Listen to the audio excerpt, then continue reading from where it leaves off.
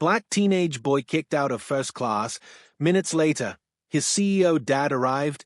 Everything changed. Sir, I'm going to have to ask you to leave first class. Jordan felt the stays before he even looked up. The words hit like a slap, loud and echoing in the quiet hush of the cabin. The white flight attendant stood over him, jaw tight, not meeting his eyes. Her hands were folded neatly in front of her navy blue skirt, but her voice was brittle, strained. He blinked once. I have a ticket. I'm sure you do, she said, not unkindly, but not kindly either. But they seems to have been a mistake. We going to need you to come with us and speak to the gate agent. Jordan's throat dried.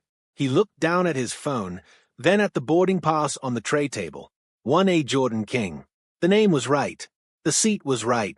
Around him, the other passengers weren't subtle. A man in a suit 2 rows back shook his head like TSK, TSK. A woman holding a copy of The Economist leaned over her husband, whispering too loudly. Jordan stood slowly. Every movement felt exaggerated, like he was acting out a crime. His hands, raised just slightly, hovered near his chest. He could feel his heart knocking around like it wanted out. He tried again, quieter this time. Can you just check the name again? I'm telling you. We've checked. The flight attendant cut in. If you don't cooperate, we'll be forced to involve security. Security. That word made everything worse. Jordan swallowed the burn in his throat. One more look, one last, silent plea, but she was already turning, expecting him to follow. He picked up his backpack, slung it over one shoulder. No one spoke to him. No one helped. No one asked why. And then, there was a commotion outside the cabin. Voices, raised.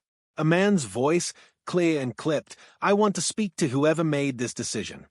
The flight attendant turned around, mid-step. I don't give a damn about procedure. My son was just removed from his seat, and unless someone explains why, you're going to be dealing with legal. Heads whipped around. Jordan froze. His stomach flipped. No, not he.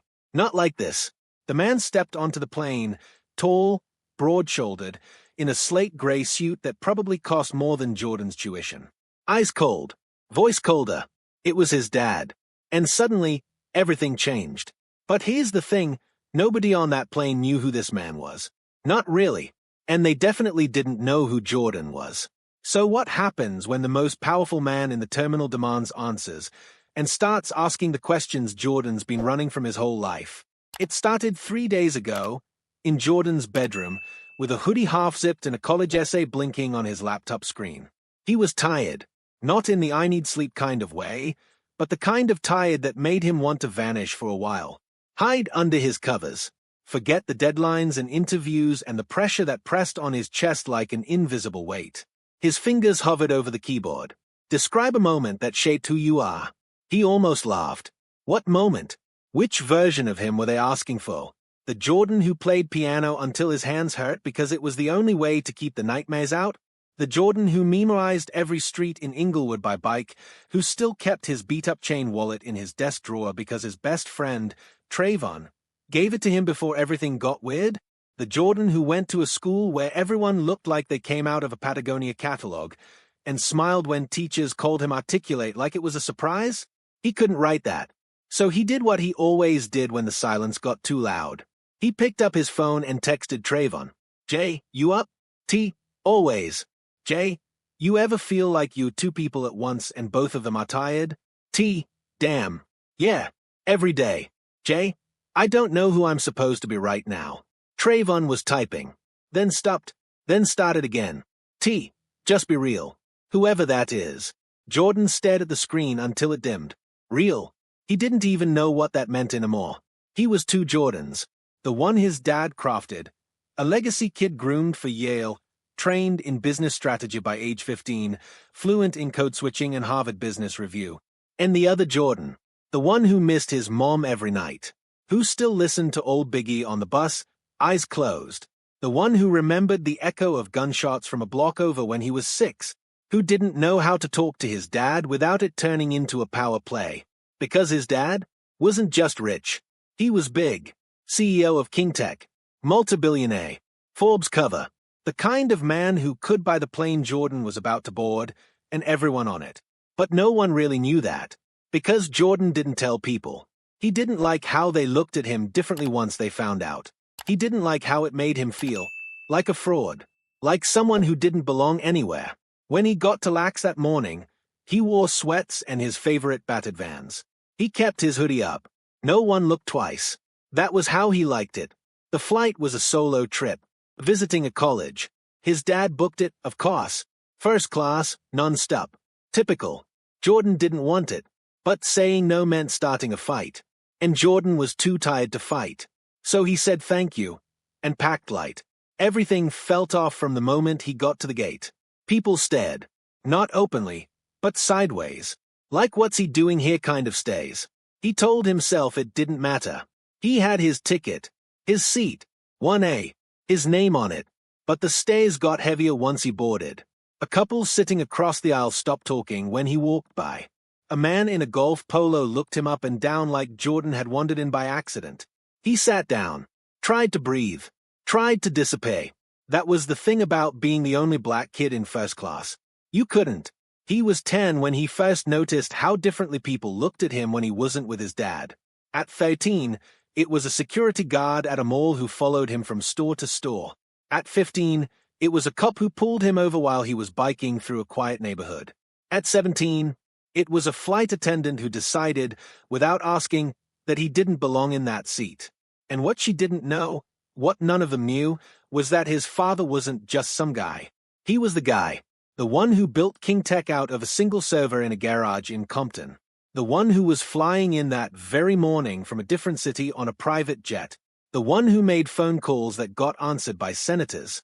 The one who would burn everything to the ground if someone hurt his son. So when Jordan heard that voice outside the cabin, cold, razor-sharp, familiar, he knew the flight attendant had made a mistake that couldn't be undone. And for the first time that morning, Jordan wasn't afraid. He was something else. Ashamed. Not of being kicked out. Not even of being singled out. But of how badly he wanted his dad to fix it. And how much he hated that part of himself. But it was too late. Because now, the man who never lost a fight was walking toward him. And he looked ready for war. His dad's eyes locked on him, and for a second, Jordan couldn't breathe. Not because he was afraid of what his father would say, but because the look on his dad's face, controlled, unreadable, meant someone was about to get embarrassed. And it wouldn't be Jordan. "Is this the employee?" his father said, without even glancing at the flight attendant. "The one who removed my son from his assigned seat." Jordan didn't move. He could feel every gaze in the cabin aimed straight at them. Some looked uncomfortable. A few were curious, interested, like they'd stumbled into a juicy scene. One man, a white guy in a blazer with a Bluetooth earpiece, was already pulling out his phone, ready to record. The flight attendant straightened.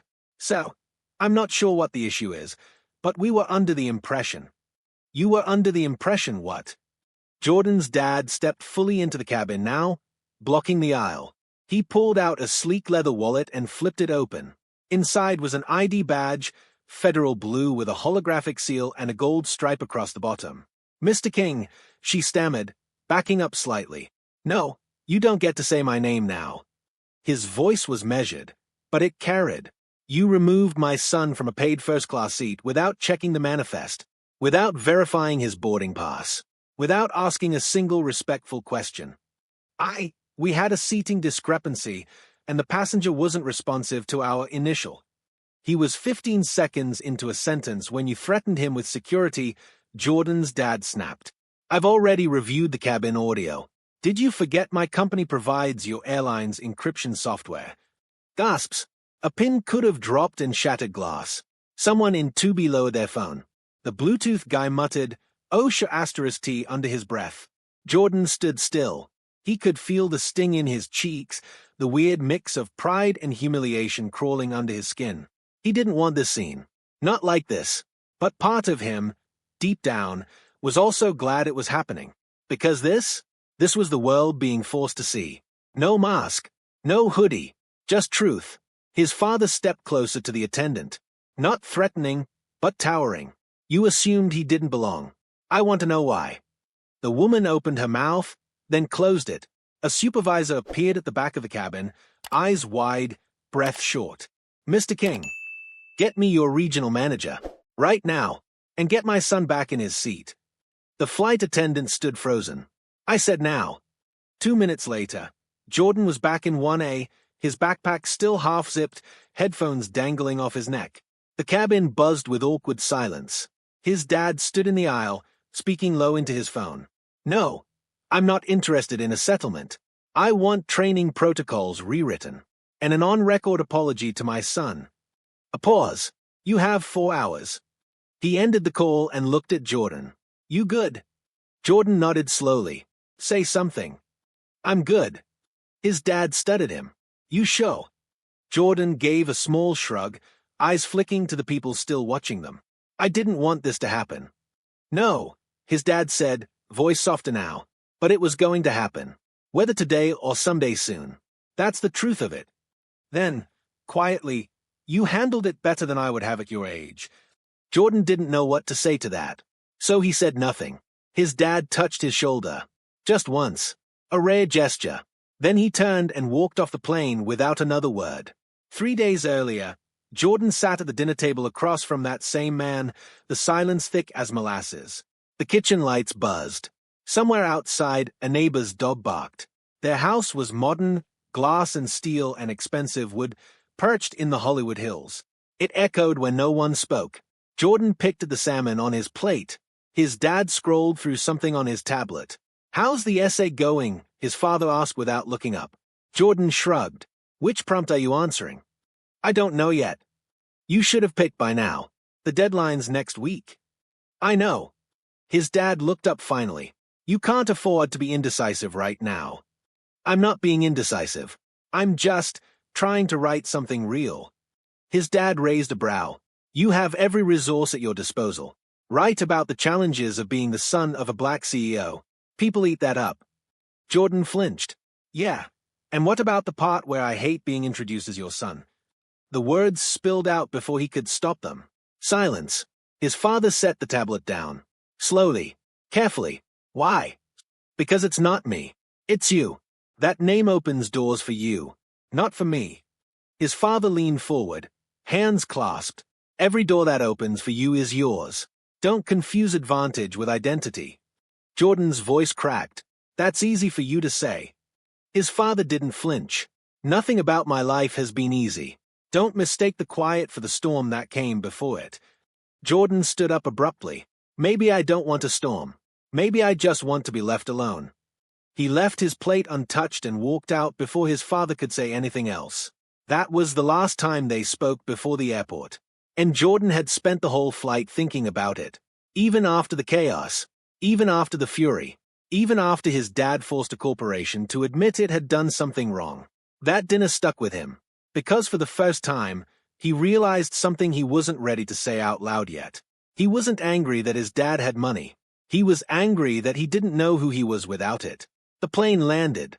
Jordan waited for the cabin to clear. People whispered apologies.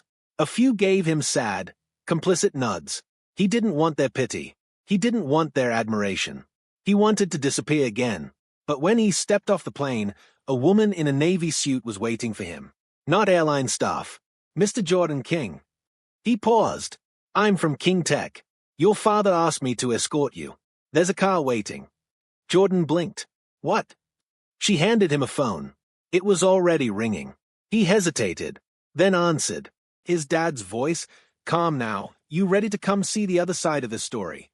Jordan didn't know what that meant, but he had a feeling everything was about to change again.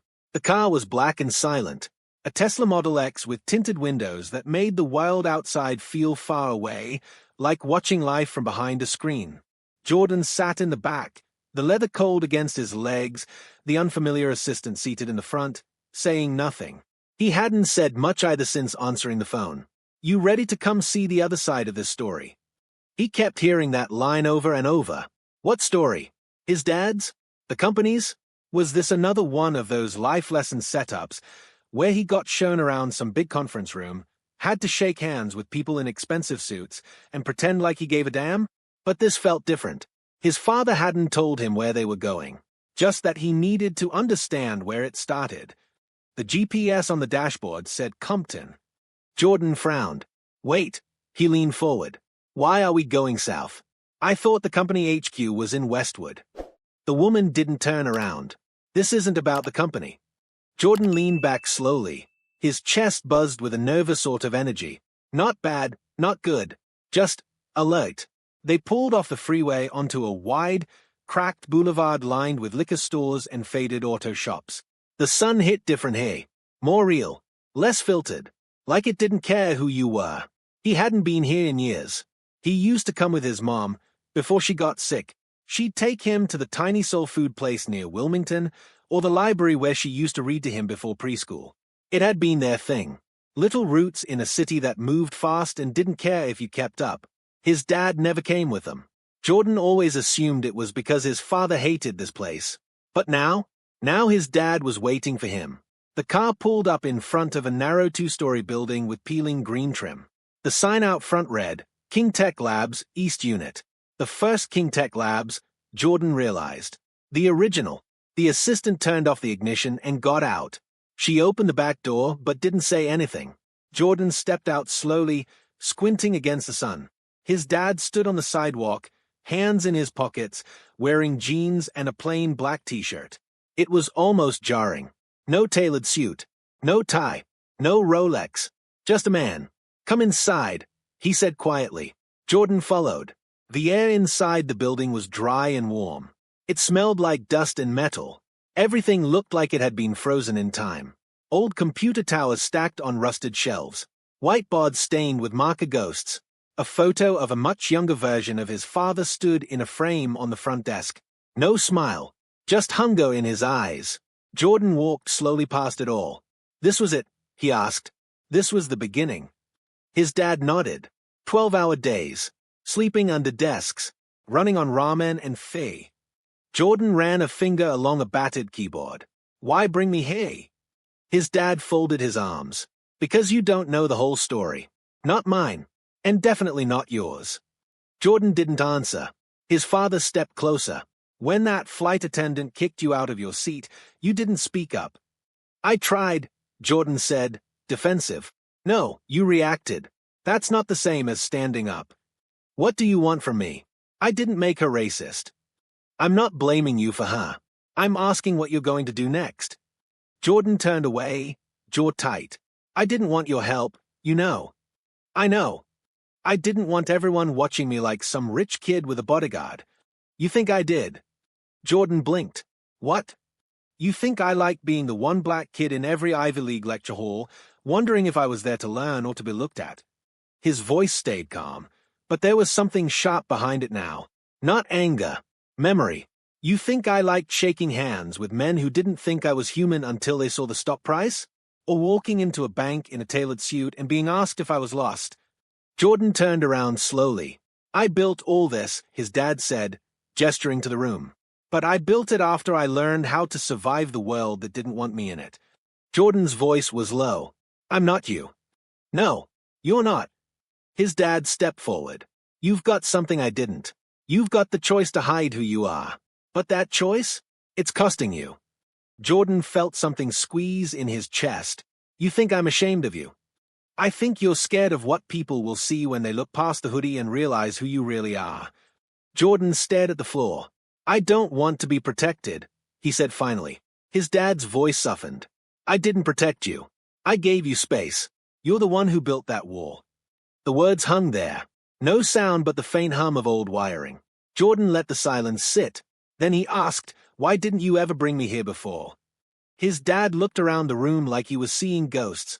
Because this place hurt too much. For a long time, it only reminded me of how close I came to failing. Jordan sat on a stool beside one of the workbenches.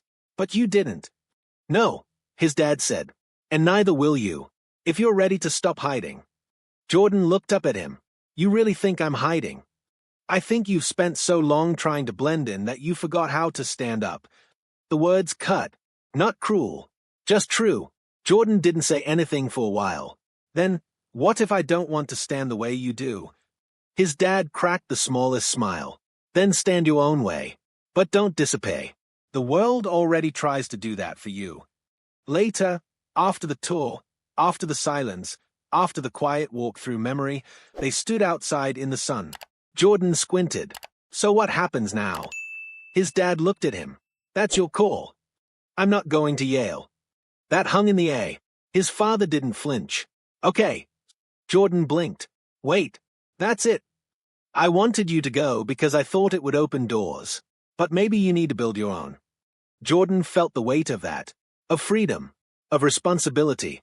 He nodded. Slowly. Come home when you're ready, his dad said, turning to leave. But next time someone takes your seat, you don't wait for me to fix it. Jordan watched him walk to the car, get in, and drive away. And for the first time in a long time, he didn't feel small. He felt seen. And maybe, just maybe, ready to be seen by the rest of the world too. Jordan didn't go home that night. Instead, he stood on the sidewalk outside the old KingTech lab long after the sun dipped below the rooftops, the last streaks of orange fading into the kind of LA dusk that feels like it's holding its breath. The building was locked now, the street mostly empty. A distant boom box played some old Kendrick track, muffled by walls and distance. Jordan felt like he was caught between two versions of himself, one still reeling from the flight, the other just beginning to wake up. He called Trayvon. It rang twice. Yo, Trey said, voice warm but cautious. You all right? Jordan sat on the curb. I think so. That don't sound convincing. I met my dad today. Trey was quiet. Then, didn't you grow up with him? Yeah, but I don't think I saw him until today. That landed. Trey didn't push. Just let it sit. He took me to where he started. Whole place looked like it could fall over in a stiff wind. But it's where it all came from. Jordan could hear Trey lighting a joint on the other end. The flame flicked, the inhale sharp. So, what now? You suddenly about to be a tech mogul. Jordan laughed, tired. Nah, I think I'm about to finally be me. Or try. That's heavy, Jay. Yay. They sat in silence, 2 cities apart. Then Trey's voice came through, soft. You remember when we used to talk about getting out? Yay. All the time. We didn't know what out meant. Jordan rubbed his eyes. Still don't. But you're closer now. Jordan didn't say anything. He didn't need to. In the morning, he woke up at a cheap motel off Crenshaw. He hadn't planned on staying there. He hadn't planned anything. But something about being away from the polished coldness of the house in the hills felt right. He brushed his teeth over a cracked sink, then stared at his reflection for a while. Same face, same dark brown eyes, same twist of his mouth when he was thinking too hard. But something was different. Not changed, just showing. He pulled on jeans and a hoodie, grabbed his backpack, and left without looking back. He found himself on the Blue Line, heading downtown. No plan, no real destination. Just motion. Just the need to move through the city as himself. No one knew who he was. Hey. No one cared. He sat beside a guy in a janitor's uniform who was watching something on his phone, headphones in. A teenage girl across from them had braids dyed purple, her sketchbook open on her lap. No one asked him what seat he was in. For the first time in a long time, Jordan didn't feel watched. He felt he ended up at the last bookstore. Something about it pulled him in, the messy stacks, the creaking floors, the faint smell of paper and coffee. It reminded him of the afternoons with his mom, reading in corners, hiding between stories. He wandered for a while, then sat at a bench with a collection of Baldwin essays. He wasn't planning to read the whole thing. But then he saw a line that stopped him. You have to decide who you are and force the world to deal with that, not with its idea of you. He reread it 3 times. Force the world to deal with that. He hadn't been doing that. Not even close. He'd been bending, shrinking, blending, because it was easier, because it felt safer. But easy and safe hadn't protected him from being dragged out of his seat in front of a cabin full of strangers who saw a hoodie before they saw a person. He was tired of shrinking. He bought the book. That night, he texted his dad. Jay, I'm gonna take a gap year. Figure out what my story is. Hope that's not a problem. His dad texted back almost immediately. Dad, it's not. Just make sure you write it yourself. Not for me. Not for anyone else. Jordan stared at the screen for a long time. Then he sent one more. Jay, you ever think we hide behind our names? This time, The reply came slower. Dad, sometimes. But names don't build legacies. Actions do. Jordan put the phone down. He looked out the window of his small motel room. The hum of the freeway in the distance. Neon flickering from a broken sign down the street. It was a far cry from the life he came from. But it was real. And it was his. The next day, he found a community center offering coding classes for middle schoolers. He walked in and asked if they needed volunteers. The director, a stocky woman with silver hoop earrings and no patience for nonsense, looked him up and down. You know JavaScript? Yes. You know how to talk to kids who don't. Jordan smiled, small. Yay, I used to be one. She nodded once. Come back tomorrow. We'll see if you mean it. He did. He came back every day for the next 3 weeks. He taught variables and logic gates and how to write a simple web page. But he also listened to the way the kids talked, what they cared about, where they came from, what they feared. He didn't tell them who his dad was. He didn't tell them he'd once been pulled off a plane because someone didn't think he belonged in first class. He just showed up. And sometimes, that was enough. One night, after class, one of the kids, a wiry boy named Malik, waited until the others had gone before asking, "You ever get scared being smart?" Jordan blinked. What do you mean? Like, people thinking you acting white or something. Or like, you think you better. Jordan sat back. All the time, he said honestly. Still do. Sometimes. Malik looked relieved. Yay. But I figured something out. Being smart doesn't make you less real. And anybody who makes you feel like you gotta dim your light, that's their problem. Malik nodded. Then, you kinda sound like a dad. Jordan laughed. God help me. They both smiled. Weeks passed. Jordan started writing again. Not an essay. Not for college. Just thoughts. Letters. Pieces of himself he hadn't looked at in a long time. And one afternoon, in the middle of a page, he found himself writing the first line that felt true. I used to think the scariest part of being seen was being judged. But now I know it's being misunderstood. He paused, then kept writing. And with every word, the story that started on that plane began to feel smaller. Not because it wasn't important, but because it wasn't the end. It was the beginning. Jordan stood in front of his old school, backpack slung over one shoulder, hood pulled halfway up. The campus looked smaller now, less intimidating than it did when he walked its halls last semester pretending not to care. It had only been 2 months since he left, but the way people looked at him had shifted. Not because of who he was, but because of what had happened. The story had gotten out. Not in detail, but enough to move fast. Black kid removed from first class seat. CEO father shows up. Airline apologizes publicly. Policy changes. Some articles guessed. A few named him outright. He hadn't posted anything. He hadn't spoken to the press. He hadn't wanted to become a headline. But headlines have a way of finding people who don't want them. He was here today because Mr. Kellen, his favorite teacher, the only one who ever talked to him like he wasn't a scholarship case or a symbol, asked him to speak at assembly. Just 10 minutes. A Q&A with the seniors. Talk about resilience, Kellen had said. Or finding your voice.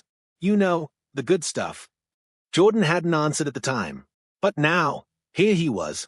The auditorium was quieter than he expected. No cheers. No whispers. Just the hum of anticipation. Kellen met him backstage. He looked exactly the same, slightly wrinkled button-down, glasses hanging from a chain, the kind of calm that made you feel steadier just by being near it. You sure about this? He asked, adjusting his watch. No, Jordan said. But that never stopped me before. Kellen smiled. That's my guy. Jordan waited for his cue. When it came, he walked out slowly, eyes scanning the crowd. Rows of students in school sweaters and clean sneakers. Some watching, some pretending not to. He took the MIC, cleared his throat, then said the first honest thing that came to mind. I didn't ask to be a symbol, but then, nobody does. The room stilled. He went on. A few months ago, I was kicked out of my first-class seat.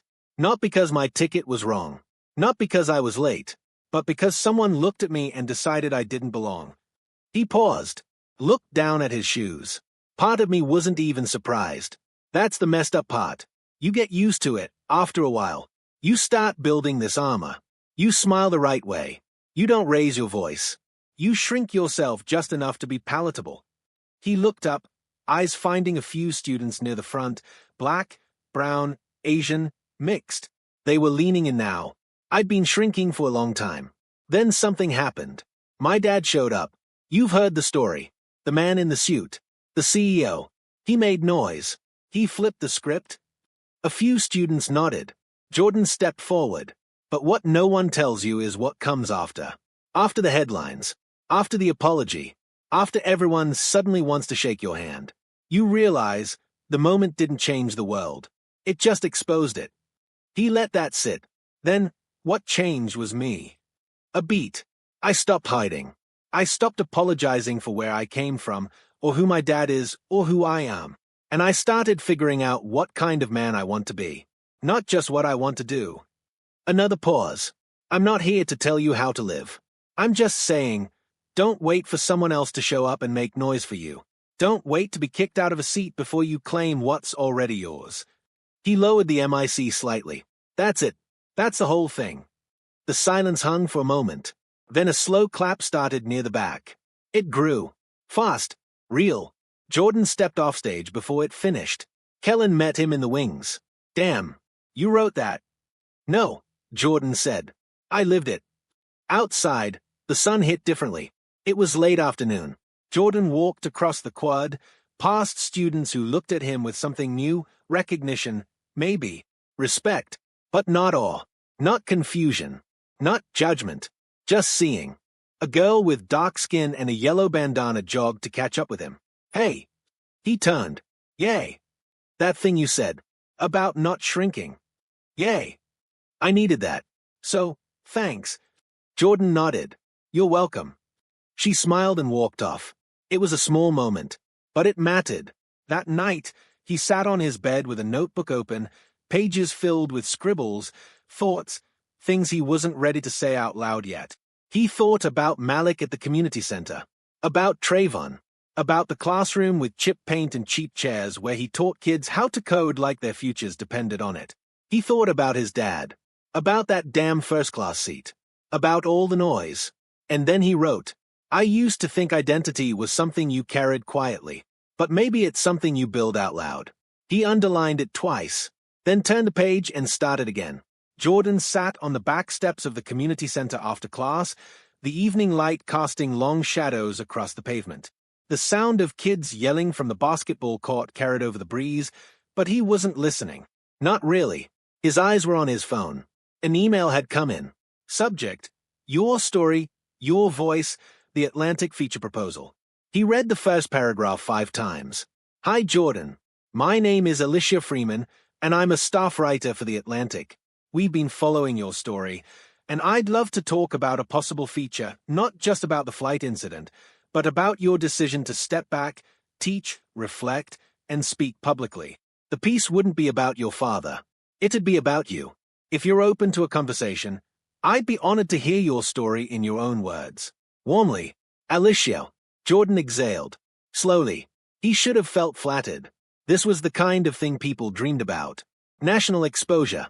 A platform. A chance to speak up. But all he felt was pressure. His thumb hovered over the screen. Your story, your voice. Was it? Was he ready to hand it over?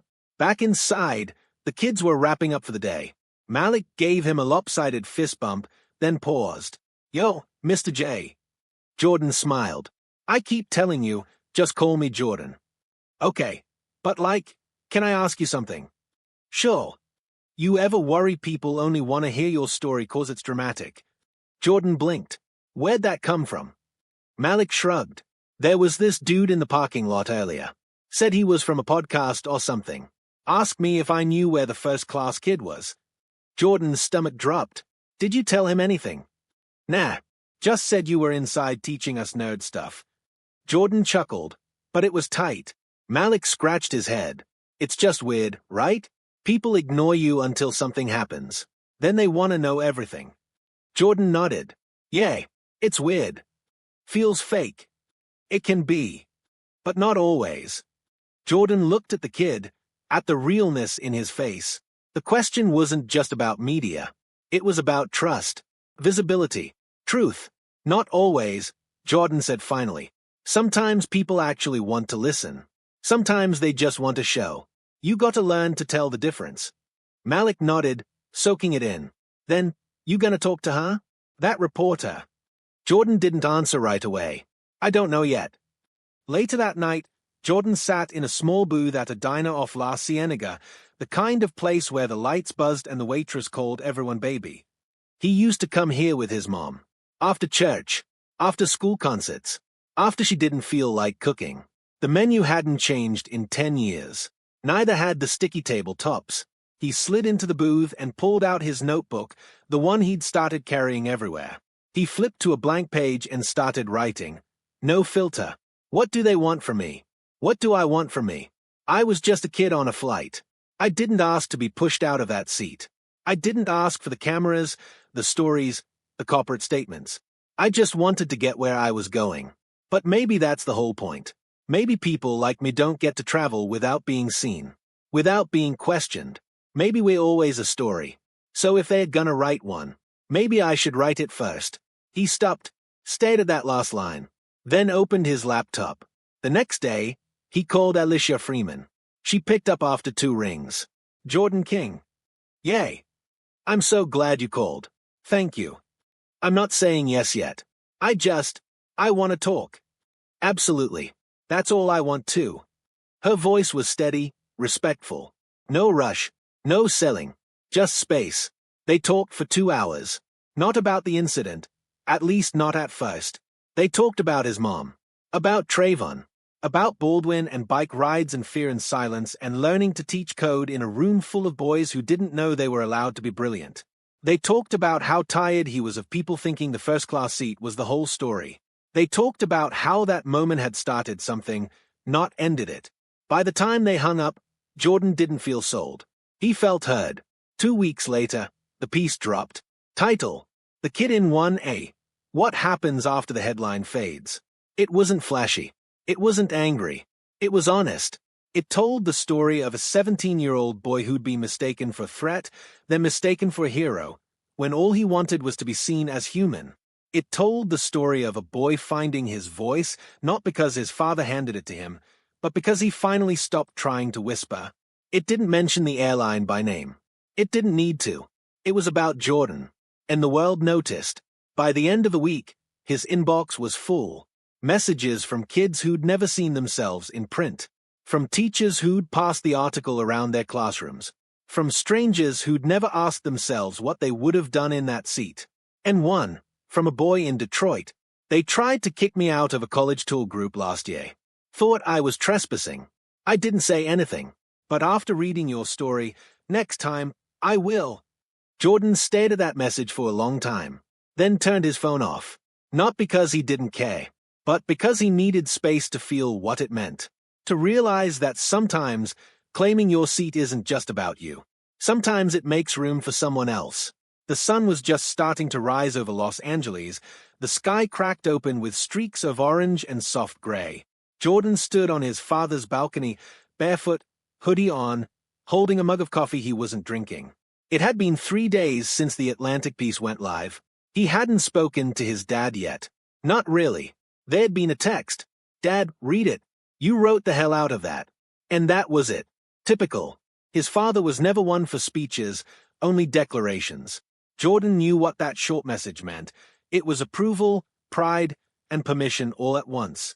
But still, there was tension between them. Not a fight, just space. And space had weight. Behind him, the sliding glass door opened. Jordan didn't need to turn around. His dad stepped beside him. Matching mug. Same hoodie, just darker. The two of them stood in silence for a minute, just breathing the morning. Finally, his dad said, I remember my first profile piece. Jordan raised an eyebrow. You had a first. His father smirked. Way before the Forbes cover. Back when the company barely had a name. Local newspaper. Reporter kept calling me articulate like it was a damn miracle. Jordan chuckled. Classic. You did better. You didn't let them shape it. You shaped it. Jordan looked down into his cup. It wasn't just about me. No, but it started with you. That's the part most people never get right. Jordan felt a knot loosen in his chest. Not all the way, but something small uncurled. I'm not trying to be a brand, Dad. I know. I'm not trying to carry your name, either. I know that too. They stood in silence again. Then, Jordan asked something he hadn't let himself ask before. Do you regret it? His dad glanced over. What? Being you. The version the world sees. Do you ever wish you'd done it differently? His father's eyes drifted out over the hills. For a long time, he said nothing. Then, every day. But only for a minute. Jordan waited. I regret the armor. Sometimes. The distance it created. The cost of always being on. But I don't regret building something solid enough that you don't have to wear the same weight. Jordan swallowed hard. It doesn't feel like that, always. I know. It's not perfect. But the point wasn't to make it easy. Just possible. That afternoon, Jordan went back to the community center. The kids were louder than usual. A few were passing a printed copy of the Atlantic article around like it was gold. Malik waved it above his head. Mr. J, you famous. Jordan shook his head, smiling. Please don't do this. Too late. You're trending in 2 group chats. He sat down at the front of the room as the kids gathered. It was clear they'd been waiting for him.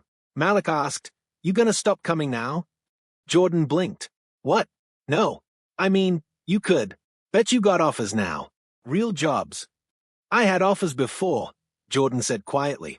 I said no to them for a reason. One of the younger kids, Devontae, tiny and curious, raised a hand. Why you here then? Jordan paused, thought about all the ways he could answer that. Thought about how the world had watched him for 10 minutes on a flight and thought that was the whole movie. I'm here, he said, because someone made me feel small. And I don't want that to happen to any of you. He looked around at their faces. You need to know how to hold your space. Whether it's in a classroom, a job interview, or 1A on a plane. You belong wherever you are. Malik leaned back. That's fire. The kids clap. Not loud. Not forced. Just real. Later, as he packed up to leave, Malik stayed behind. Hey, the boy said, tugging on his hoodie string. You ever think about running something? Like a company? No. Like your own thing. A school.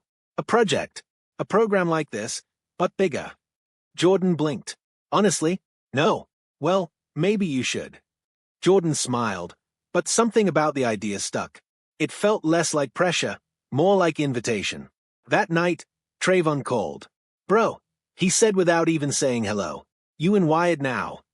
Jordan laughed. You stalking me? You're literally in 3 group chats I'm in. Everyone talking about the CEO's son who said no. Jordan groaned. That's the worst headline I've heard yet. But it's got people talking. Like really talking. I had 3 teachers bring it up this week. Some dude even asked me if I knew you. What did you say? I said you were mid. Jordan laughed. Thanks, man. No, but seriously, how you doing with all this? Jordan lay back on his bed, staring at the ceiling. I'm good, I think. Just trying to move forward. Use the attention for something that matters. Trayvon went quiet for a beat. Then, remember when you used to say you didn't want anyone knowing who your dad was? Yay. You still feel that way. Jordan thought about it. Not long.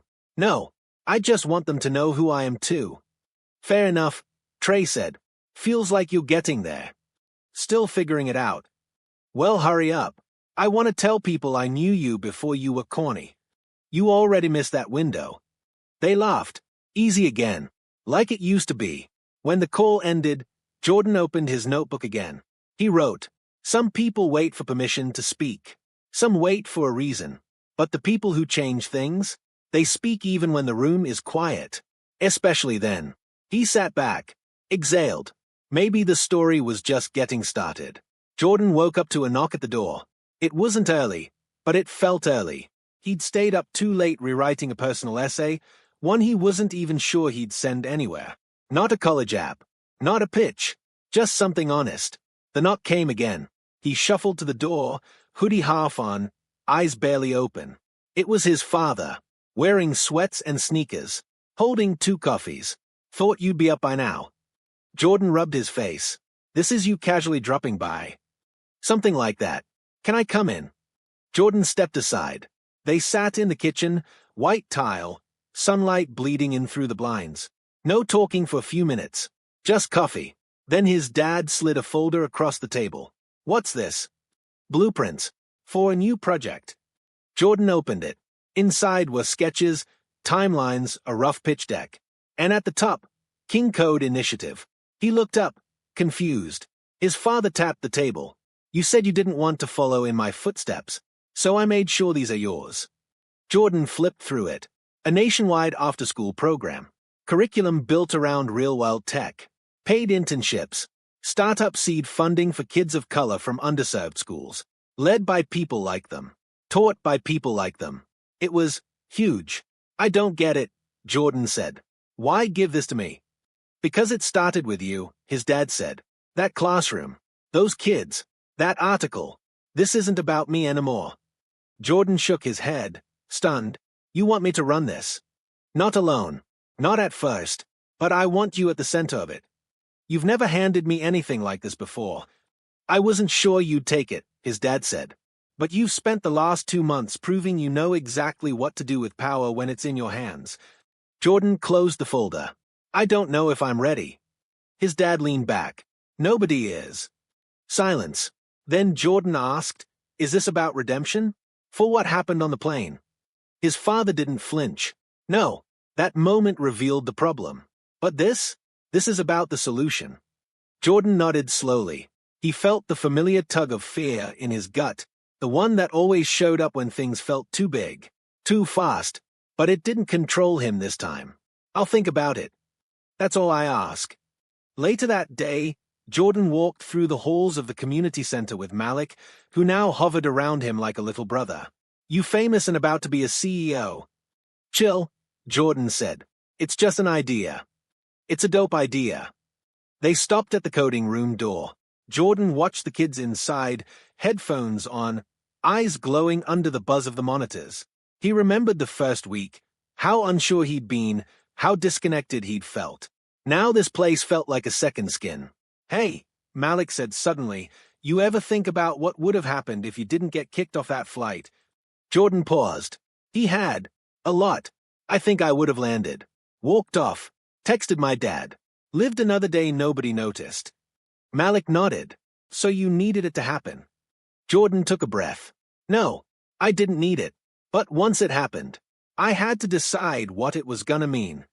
They both looked through the window into the classroom. You decided right, Malik said. Jordan smiled. That night, he sat on the floor of his room, the King Code folder spread out around him. He called Trayvon. Yo, Trey answered. What now? You starting a school or something? Kind of. He explained the idea. Trey was quiet for a while. Then, that's wild. Like, actually wild. But good wild. You think I can do it? I think if you say yes, you can't do it halfway. Jordan looked around at the scattered notes, drawings, his messy handwriting everywhere. I wasn't planning to. Then yay, do it. 2 weeks later, Jordan stood at a podium in a room full of educators, community leaders, and tech professionals. It wasn't a stage he was used to. There were no flashing lights, no dramatic music, just folding chairs, clipboards, coffee in paper cups. But his voice was steady. He told them about Malik, about the girl in the yellow bandana, about the question he couldn't stop hearing in his head. Who decides who gets to build the future? He told them King Code wasn't charity. It wasn't optics. It was infrastructure, the kind no one could take away once it existed. He told them it would start in 5 cities, then 10, then 50, and it would belong to the kids who needed it most. He finished with one sentence. We're not asking for seats anymore. We're building the plane. They stood. Not everyone clapped, but enough did. That night, back in his room, Jordan opened his laptop and typed 3 words into a blank document. Chapter 1, Me. He sat for a second, then kept writing. Jordan's voice cracked the first time he stepped into the downtown KingTech auditorium as more than a visitor. The space was slick, glass walls, suspended lighting, digital panels running a live ticker of current stock prices and company milestones. It screamed money, screamed legacy, screamed his dad. But now Now it had his name on something. A wide banner stretched across the entrance. King Code Pilot Launch, Los Angeles Chapter, powered by Jordan King. He stared at it for a while before walking in. The room was already half full. Dozens of teens in mismatched hoodies and worn jeans sat in curved rows, half of them gripping free laptops in unopened boxes. Some were fidgeting. Some were still suspicious. All of them were watching him. Jordan adjusted the MIC on the stand. He hadn't prepared a formal speech. He'd tried, had pages of bullet points, but they felt wrong. He cleared his throat. All right, so, first off, yeah, I know this building's a lot. A few kids laughed. Everything's glass. They probably spent $2 million making sure the elevator buttons light up blue.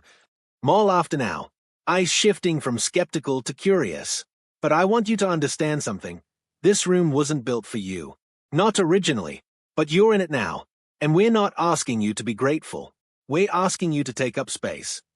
Jordan looked across the rows of faces, black, brown, Asian, some quiet white kids who looked like they'd wandered in and weren't sure if they belonged either. You know what the first thing someone asked me when I was kicked out of that seat? Jordan paused. They didn't ask if I was okay. They asked if I belonged there. The room went still. And that's the question I want to tear down. Forever. Whether it's a classroom, a job, a boardroom, or a seat on a plane, you don't have to earn the right to exist. You already do. Your work, your mind, your story, it matters. He let the silence hang. This program's gonna give you tools, skills, but the real goal is to make sure the world can't ignore you when you show up. Applause. Loud. Real. And something shifted. Not just in the room, but in Jordan. He wasn't telling someone else's story anymore. He wasn't reacting to the world. He was writing it forward. After the event, while mentors and volunteers huddled in corners organizing schedules and gear, Jordan stood near the exit. A few students came up to him. Quick thanks, handshakes, smiles. But one girl, tall, box braids, quiet eyes, stayed back until the room thinned. Hey, she said, voice even. Can I ask you something kinda personal? Sure. You wrote about shrinking yourself in that article. That hit me. Jordan nodded. Yay. Thing is, I don't even know what not shrinking looks like. Like, I get good grades. I speak up when I have to. But it still feels like I'm putting on something every day just to get by. Jordan leaned on the wall. Thought for a moment. You ever take off your headphones and realize you forgot what silence sounds like?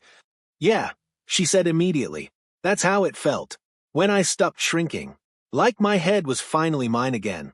But it didn't happen overnight. It started small. One decision. Then another. She nodded slowly.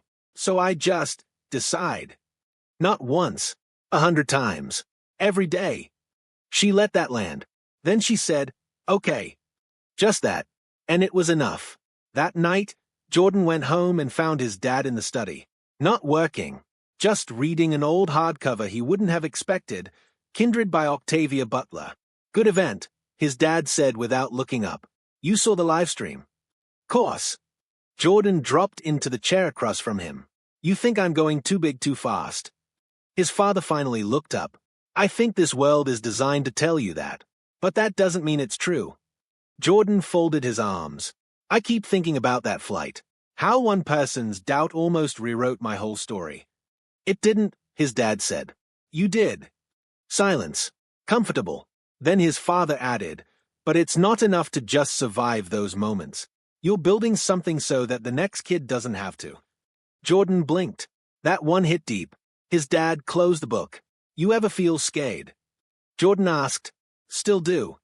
Jordan let out a breath, almost a laugh. That's messed up. I thought you were bulletproof. I'm not. I just walk like I am until I get where I need to go. A few days later, Jordan met Trayvon on the roof of their old middle school, a place they used to sneak into on weekends, climb up past the AC vents, and watch the city stretch out below them like a map they didn't have the key to. Trey had brought sodas. Jordan brought a flask he stole from his dad's cabinet. They passed it back and forth as the city lights clicked on.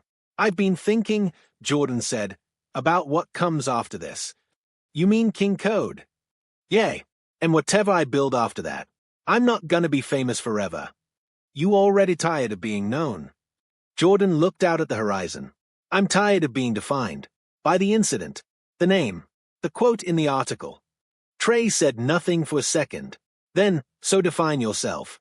But don't forget, some people need your story to light the match. Jordan didn't respond right away.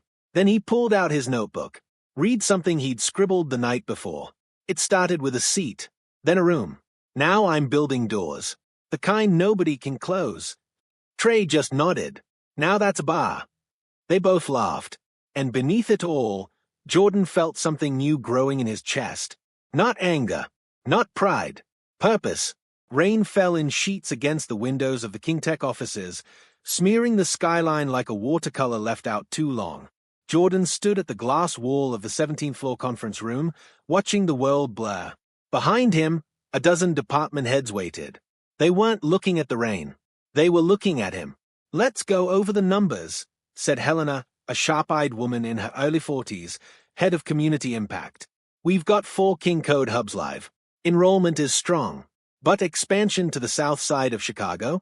That's a different game. Jordan didn't turn around right away. He could see his reflection faintly in the window. Tall, a little tired, shoulders set back. Not faking confidence anymore. Learning it. He turned. I know, he said. But that's why we start with partnerships. We don't drop into a neighborhood and act like we're saving it. We invest in the people already doing the work. We give them tools, not scripts. A few heads nodded. One guy across the table, Phil, finance, tilted his head skeptically. Can't deny the PR upside. Though, he said, inner city tech success stories? Feeds the brand. Jordan met his eyes. This isn't about branding. Phil blinked. I didn't mean. Yeah, you did. The room went still. Jordan let it sit. Then he added, calm but clear, we're not collecting black and brown kids to make shareholders feel good. If that's the metric of success, I'm out. No one spoke. Then Helena smiled, the corners of her mouth tight. Well, that's settled. Jordan Saturday. The meeting continued. But something had shifted. He wasn't asking for space anymore. He was setting terms. Later, back in his office, Jordan sat alone. No music. No distractions. Just him and the storm outside. He opened his laptop. Dozens of unread emails. A few from small community leaders in New Orleans, Oakland, Detroit. All asking the same thing. Can you bring King Code here? He flagged them. One by one. Then a new one popped up. From Danny Thomas. Subject, a seat in a story. Buddy. Jordan. I was on your flight. I was sitting in 3D. I watched what happened. But I didn't say anything. I thought about it a lot. I kept thinking someone else would speak up. No one did.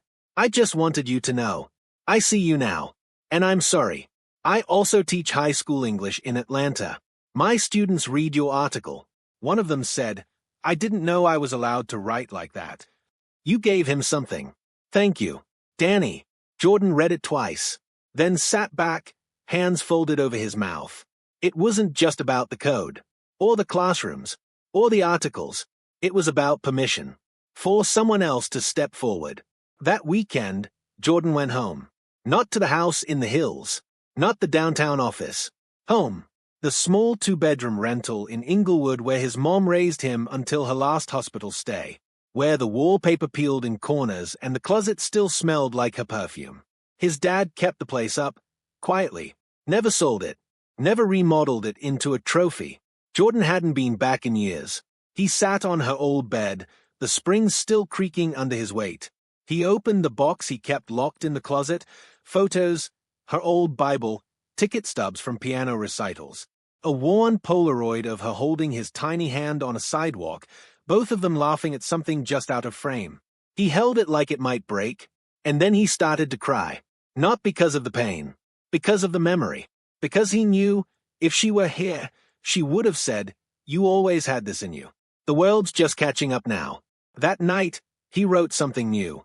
Not for a blog. Not for a pitch. For himself. You can be the story they try to bury. Or you can be the one they have to follow.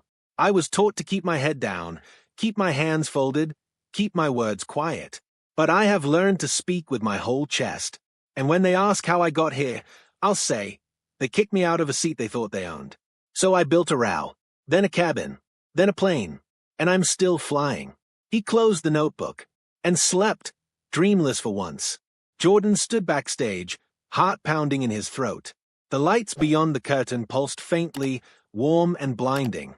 He could hear the shuffle of hundreds of people in the audience, educators, students, tech founders, politicians, and families. A sea of lives that, somehow, had all converged here. Waiting. This was it.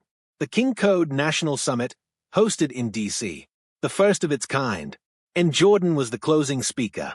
He didn't have notes. He hadn't written a script. He told Alicia, the journalist from The Atlantic, who had flown in to cover it, that he didn't want to rehearse this one. Because this wasn't a speech. This was a true thing. He exhaled, rolled his shoulders, then walked out onto the stage. Applause met him, loud and unfiltered. He didn't smile right away. Just stood there, let it pass, waited for the silence to return. When it did, he stepped up to the mic. "My name is Jordan King," he said, voice calm. "And 319 days ago, someone looked at me and decided I didn't belong." A few murmurs in the crowd. Everyone knew the story.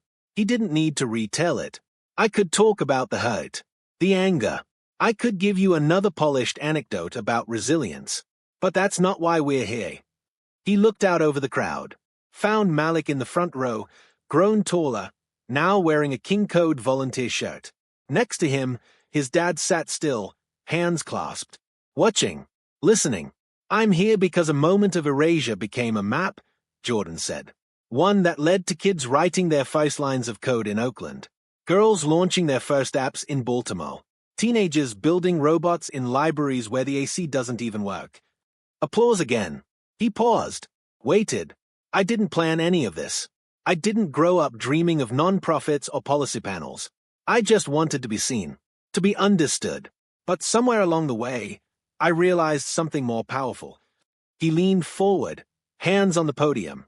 "When you take a story that tried to define you, and you rewrite it on your own terms, you make room for others to step through that same door." The room was silent, holding its breath. I was kicked out of a seat. Now we're building hundreds of them. That's what this program is. That's what all of you are. He glanced at a screen beside the stage. It showed a live feed of every King Code city. Chicago, Atlanta, Seattle, Newark, Dallas. Faces of students watching from classrooms, libraries, rec centers. "I'm not the story," he said finally. "We are." And then, quiet but clear, "Keep building. They can't erase what we've made real." The audience rose, standing ovation. But Jordan didn't hear it the way he thought he would. Not as applause, not as validation. He heard it like footsteps, of everyone walking beside him now. Backstage, he wiped sweat from his palms and took a bottle of water from a volunteer. As he caught his breath, Alicia approached. Her press badge hung loose around her neck, her notebook already open. "That last line," she said, "they can't erase what we've made real." That was off the dome. Jordan smiled. All of it was. "Think you've said your final word on the story yet?" He shook his head. "I think the story's just starting to talk back." She scribbled something down. "You ever gonna write a book?" Jordan shrugged. "Maybe. If I do, it's gonna be messy." "Messy's honest," she said, tapping her pen against the notebook. "Messy makes people believe it's possible." He nodded, and for the first time, he didn't flinch at the idea of being a symbol, so long as he was a full person first. Later that evening, after the cameras were off and the crowd had thinned, Jordan stepped out into the warm DC night. The streets buzzed with weekend energy, horns, laughter, the smell of food trucks and rain on pavement. He walked. No security, no press, no schedule, just him. He passed a small group of teens standing on a corner, passing around a phone. One of them looked up, eyes widening, whispered something to the others. Jordan braced himself. But instead of running over, the kid gave him a nod. Not fandom, not awe, just, "I see you." Jordan nodded back, kept walking, and he realized maybe that's the dream. Not being followed, not being saved, just being recognized, fully, for who you are. That night, Jordan sat by the hotel window, feet up on the sill, laptop glowing in the dark. He opened a blank document, typed a title, How to Build the Plane. Then, this is not about revenge. It's not about shame. It's about memory. It's about the quiet decision to stay standing when the world tries to shrink you. It's about refusing to be thankful for access you already owned. It's about turning the word belonging into an action, not a gift. And it's about a boy who didn't say a word when they took his seat, but who came back anyway, and built his own. He didn't stop writing until dawn. The plane lifted off with a smooth hum, city lights flickering below like scattered embers.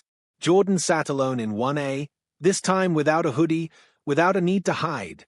A navy button-down, sleeves rolled. Notebook on the tray table. No one looked twice. But he noticed everything. The attendant had smiled at him as he boarded. Kind, not performative. She offered him water before takeoff, addressed him by name without hesitation. Welcome aboard, Mr. King. He'd nodded, polite but guarded. He didn't trust airspace yet. Not fully. But this flight wasn't about the past. It was a red-eye to New York. The next leg. He'd been invited to speak at a UN Youth Summit. Global education access. Equity in tech. Big stage. Bigger audience. But Jordan wasn't thinking about speeches. He was thinking about Trayvon. Because Trey was coming too. An hour earlier, at LAX, Trayvon had shown up at the gate with a carry-on and a sideways grin. Still can't believe I'm flying business class. Jordan laughed. Get used to it. They sat together at the terminal, people watching, just like they used to do from the rooftop. Except now they weren't outside looking in. They were on the manifest. Trey had leaned over and said, You ever think about how this all started? Jordan didn't need to ask what this meant. He nodded. All the time. Wild how one person's doubt can do all this. Not just their doubt, Jordan said. My silence. The system. The story they already had in their heads. But look where you are now. Jordan paused. Look where we are. Trey smiled. Then, more serious, You nervous? Jordan shrugged. Not like before. Why not? Jordan thought for a moment. Then, because I finally know what seat I'm in. On the plane, the cabin dimmed. Jordan leaned back, eyes on the ceiling. He thought of his mom, the way she'd hum when she cooked, the soft whistle between her teeth. He wished he could have seen this. Not the fame, not the panels or programs. Him, whole, loud, unapologetic. In New York, cameras clicked as they stepped off the plane. Not paparazzi, just students from different countries, holding signs, wide-eyed, excited to meet the plane kid. Jordan walked past them and into the terminal, eyes scanning. He didn't need to make a statement. He was the statement. At baggage claim, Trey elbowed him. You see that group over there? They were pointing at you. Jordan smirked. You jealous? Hell yeah, Trey said. I'm your emotional support friend, and I get none of the press. They laughed. Then Jordan's phone buzzed. Dad, proud of you. Speak from your chest. No armor needed. He stared at it for a long second, then typed back. Jordan, got it, but I'm not speaking for anyone. I'm just holding the MIC while others step up. 3 dots. Then, Dad, that's how movements begin. The summit hall was bigger than anything Jordan had seen. Massive LED screens, thousands of seats, banners in a dozen languages, rows of translators in glass booths. It was overwhelming. But Jordan didn't shrink. He stood backstage, breathing steady. When his name was called, he walked into the lights, the room thunderous. And once again, he didn't speak from a script. He told a room full of kids from every part of the planet the truth. About the danger of invisible ceilings. About what happens when you stop waiting to be invited. About what it means to stop surviving and start defining. I was kicked out of a seat, he said, but I didn't fight to get it back. I went and built something bigger, and I brought others with me. He gestured to the crowd. You don't need permission. You just need to begin. And that, right there, was the moment everything changed again. Not with applause, not with headlines, but with one girl in a red hijab in the third row who stood up quietly and said, I'm next. Then another, and another, until hundreds stood. Jordan didn't move. He just nodded, because he wasn't the story anymore. He was the start. Back in his hotel room that night, Jordan sat at the window, skyline glowing outside. He opened his notebook one last time and wrote, "I thought the climax of my story was getting thrown out of a seat. I thought the power was in proving them wrong. But it's not. The power is in proving us right. We are the pilots now, and we're not flying alone." He closed the book and let himself rest. Finally,